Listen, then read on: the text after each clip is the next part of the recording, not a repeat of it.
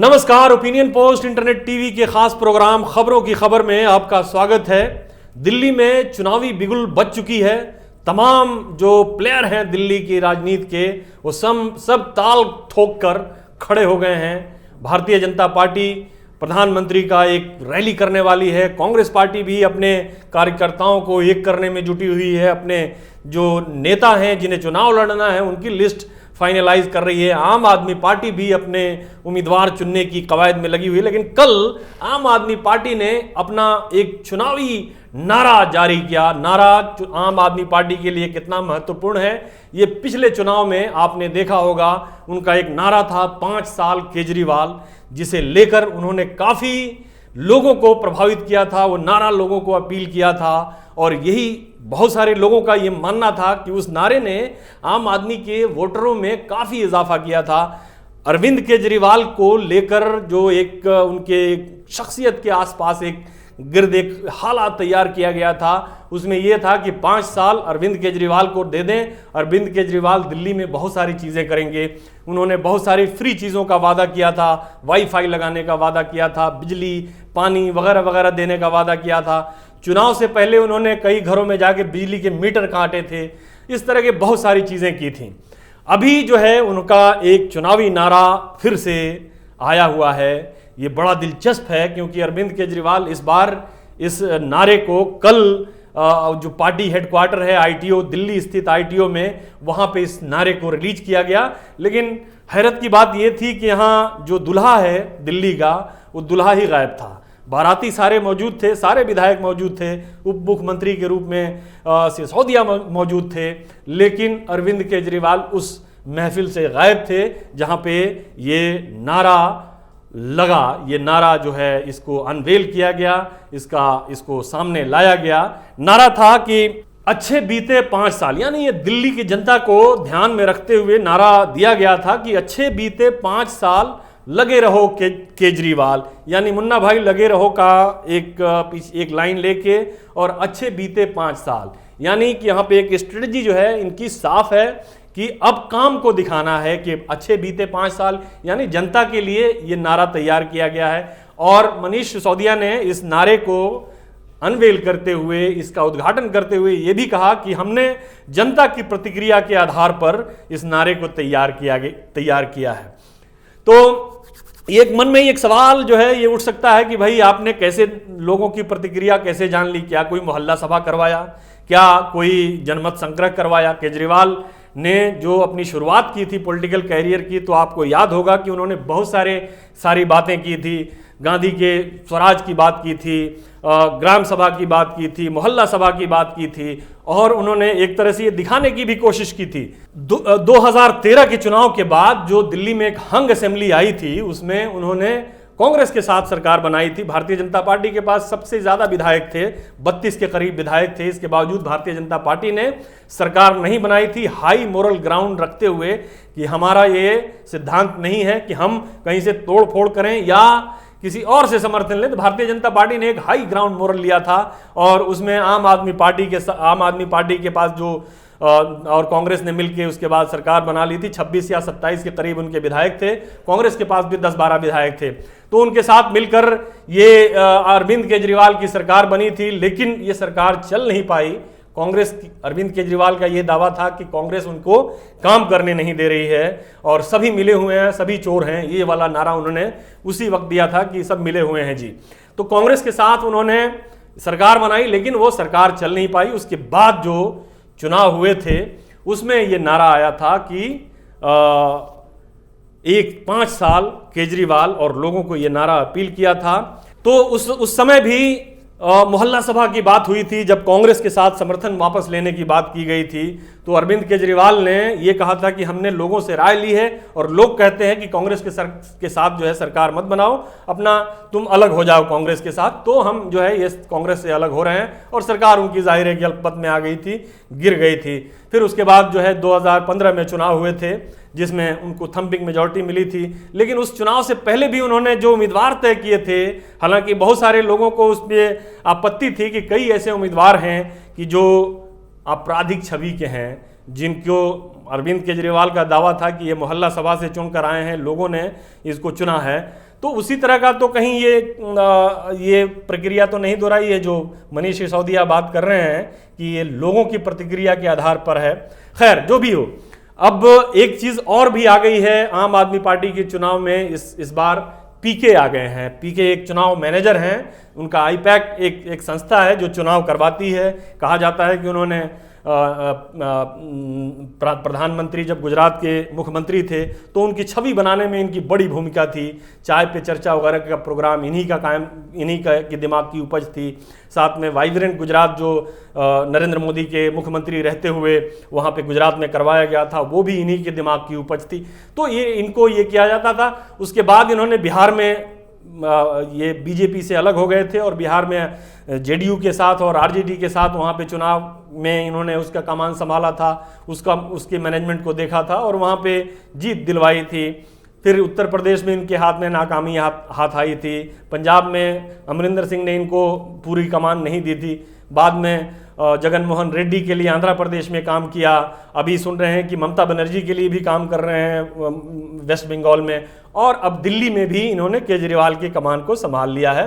तो लगता है कि इसमें कहीं ना कहीं केजरीवाल को छुपा के रखने की जो रणनीति है वो पीके की ही रणनीति है कि एक ऐसे मौके पर इनको एक बड़े नेता के तौर पर उभारा जाए और एक तरह से दिखाया जाए कि दिल्ली का मसीहा जो है यही है। और छोटे छोटे नेताओं के साथ इन्होंने एक छोटा एक फंक्शन के तौर पर इसको एक छोटे पार्टी हेडक्वार्टर में फंक्शन करके इस चीज़ को स्लोगन को उन्होंने ये सामने रख दिया और ये बता दिया कि जनता की ख्वाहिश है कि जनता नहीं ही चाहती है कि अरविंद केजरीवाल जो हैं आगे भी इसी तरह से काम करते रहें, मुख्यमंत्री बने रहें। लेकिन इस बीच में एक और चीज़ जो है बड़ी दिलचस्प होगी देखना, क्योंकि ये अरविंद केजरीवाल है। अरविंद केजरीवाल कैसे भारत की राजनीति के ऊपर उद्दित हुए थे। ये अन्ना आंदोलन के पैदावार हैं। अन्ना आंदोलन में इन्होंने एक कांग्रेस की सरकार जो थी उसके खिलाफ लोगों में जो गुस्सा था 10 साल की, उसकी सरकार के रिजेंटमेंट को इन्होंने भुनाया। पहले एक लोकपाल के लिए आंदोलन की थी कि जिसमें एक एंटी जो ombudsman के लिए उस पर केंद्र सरकार के ऊपर दबाव डाला जाए कि लोकपाल जो है हर जगह कायम करे, बनाए, हर राज्य में बनाए। और इन्होंने ये भी दावा किया था कि हमारी सरकार आएगी तो हम दिल्ली में लोकपाल को जो है लागू करेंगे और सबके सामने लागू करेंगे। एक खुली हुई सभा के अंदर, विधानसभा नहीं बल्कि रामलीला मैदान में, जहां उन्होंने कांग्रेस के साथ आंदोलन की थी, कांग्रेस के खिलाफ आंदोलन की थी, उसमें वो इस चीज़ को लाएंगे। लेकिन वो भी उसका क्या हुआ ये सबको मालूम है, उसका हश्र क्या हुआ। अन्ना आंदोलन के बाद भारतीय जनता पार्टी, ये दिल्ली में चुनाव हुए थे और दिल्ली में चुनाव में इन्होंने अपनी पार्टी बनाई, बहुत सारे लोग जुड़े। इन्होंने भारतीय जनता पार्टी के लोगों को भी दावत दी, लेफ्ट के लोगों को भी दावत दी, कांग्रेस के लोगों को भी दावत दी, आइए और एक नई शुरुआत करते हैं। लेकिन और ये हम बड़े डेमोक्रेटिक तरीके से करेंगे, चुनाव जो होगा वो मोहल्ला सभा के लेवल से होगा, वगैरह वगैरह वगैरह, इस तरह की बातें की। लेकिन ये उसके सेंटर में अरविंद केजरीवाल खुद रहे और जो भी इनकी सत्ता को ज़रा भी चैलेंज करने की कोशिश किया उसको साइड लाइन कर दिया गया, चाहे वो कितना हो बड़ा नाम क्यों ना हो, कितना प्रतिष्ठित नाम क्यों ना रहा हो। तो ये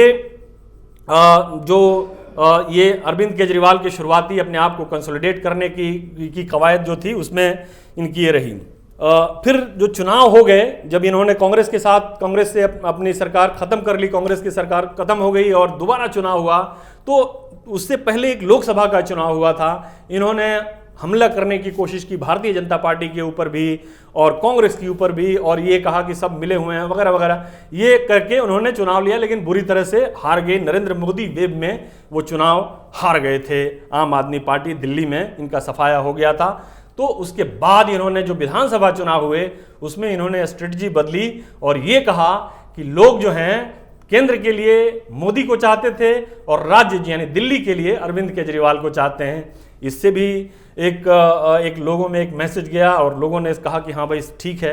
अब अरविंद केजरीवाल बिल्कुल उसी लाइन पे खड़े हुए दिखते नजर आ रहे हैं कि जिस तरह से 2014 और 2015 में खड़े थे, उसी तरह से अभी 2019 और 2020 में खड़े हैं। 2019 में उन्होंने कांग्रेस के साथ तालमेल करने की कोशिश की, मोदी के ऊपर लगातार हमले किए, लेकिन अब इनके हमले एकदम से ख़त्म हो गए हैं। इन्होंने ये समझ लिया है कि मोदी पर हमला करने का मतलब है कि अपनी ही हार को न्योता देना है, इसलिए इन्होंने अपना काम आगे रख दिया है। बोला कि हम तो कुछ नहीं जानते।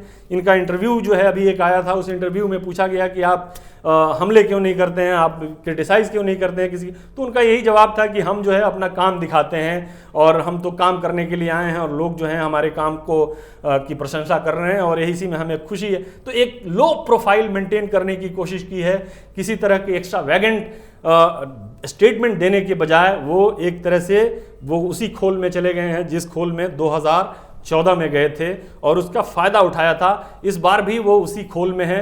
नारा जो है ज़रूर उनके इर्द गिर्द है और इसी बात के लिए है कि अच्छे बीते 5 साल और लगे रहो केजरीवाल, यानी कि ये दिखाने की कोशिश कर रहे हैं कि जनता जो है हमारे कामों से खुश है और वो दिखा भी रहे हैं कि हमने फ्री पानी दे दिया, फ्री बिजली दे दी और फ्री एजुकेशन वगैरह का जो स्कूल जो है अच्छे चमका दिए, स्कूल में स्विमिंग पूल्स बन गए, स्कूल में और भी बहुत सारी चीज़ें आ गई। तो ये दिखाने की कोशिश कर रहे हैं। उधर भारतीय जनता पार्टी भी इस चीज़ को समझती है और उसने भी इसको काउंटर करने के लिए बड़ा मजबूत एक बुनियाद बना कर रखा हुआ है।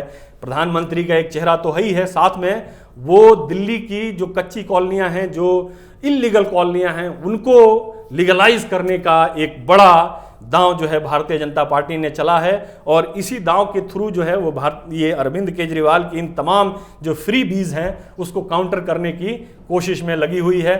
वहीं कांग्रेस का जहां तक सवाल है तो कांग्रेस अभी जो है फिलहाल इस स्थिति में नहीं है कि वो आम आदमी पार्टी या भारतीय जनता पार्टी को दिल्ली के अंदर किसी तरह की चैलेंज दे सके। अब रहा पीके का सवाल और इस स्लोगन का सवाल, तो पीके क्यों? जब आम आदमी पार्टी, ये अरविंद केजरीवाल से ये पूछा जा सकता था कि आम आदमी पार्टी इतनी ही पॉपुलर है जनता में, इसके कामों की सराहना लोगों ने इतनी ही की है, तो फिर पीके की ज़रूरत क्यों पड़ गई? अरविंद केजरीवाल का कहना है कि वो पिछली बार यानी 2015 के जो चुनाव थे उसमें जो उनका आंकड़ा था उससे बेहतर करेंगे। यानी कि जो 2015 में उनका आंकड़ा था वो 67 यानी 70 में से सिर्फ 3 सीटें कम रह गई थी। दिल्ली में 70 विधानसभा सीटें हैं, उनको 67 सीटें मिली थी। इस बार वो कह रहे हैं कि इसको भी इम्प्रूव करेंगे। इसका मतलब ये है कि विपक्ष जो है यहाँ वो विपक्ष को बिल्कुल नहीं देखना चाहते हैं। जो 3 भारतीय जनता पार्टी के विधायक थे वो भी उनको अब रास नहीं आ रहे हैं, लेकिन इसके बावजूद भी उनको जब इतने जीत के आश्वस्त हैं कि वो 70 के 70 सीटें भी हासिल कर सकते हैं, फिर भी उन्हें पीके की ज़रूरत पड़ गई। पीके की ज़रूरत क्यों पड़ी?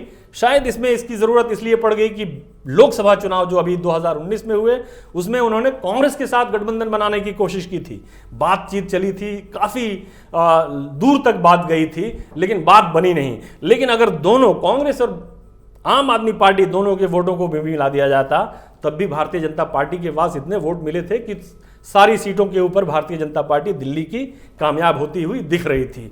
अब जो है इसके अलावा भी अगर मान लिया हम लोकसभा और विधानसभा को अलग भी कर दें तब भी ये नगरपालिका के चुनाव जो थे इसमें भी आम आदमी पार्टी को भारी नुकसान हुआ था और जो स्टूडेंट बॉडी में भी जाने की कोशिश की थी चुनाव लड़ने के लिए दिल्ली विश्वविद्यालय में, वहाँ भी इनको कोई खास कामयाबी नहीं मिली थी। तो इसको देखते हुए इन्हें लगता है कि कहीं ना कहीं अरविंद केजरीवाल के दिल में ये डर है कि जिस तरह से नगरपालिका के चुनाव में जो इनके वोटर थे वो भारतीय जनता पार्टी के लिए वोट करते हुए नजर आए, कहीं इसमें भी उसी तरह की चीज़ ना हो जाए। तो उस चीज़ को रोकने के लिए उन्होंने पीके को हायर किया है। लेकिन ये स्ट्रेटजी कितनी कामयाब होती है ये आने वाला वक्त बताएगा और ये अभी कुछ दिनों में ये चुनाव जैसे जैसे नज़दीक आएंगे ये पता चलना शुरू हो जाएगा कि अरविंद केजरीवाल की ये स्ट्रेटजी कितनी कामयाब है, क्योंकि जैसे ही ये जनता में जाएंगे उसके बाद ये पता चलना शुरू हो जाएगा कि जनता अरविंद केजरीवाल को कितनी चाहती है और कितनी नहीं चाहती है। फिलहाल के लिए इतना ही, इजाज़त दीजिए, नमस्कार। अगर आपको हमारा वीडियो पसंद आया हो तो इसे लाइक करें, हमारे चैनल को सब्सक्राइब करें और हाँ, बेल आइकन दबाना ना भूलें ताकि आप तक हमारे वीडियो की नोटिफिकेशन पहुंचती रहे। आप अपना सुझाव हमें कमेंट बॉक्स में दे सकते हैं। हमारे साथ जुड़ने के लिए शुक्रिया।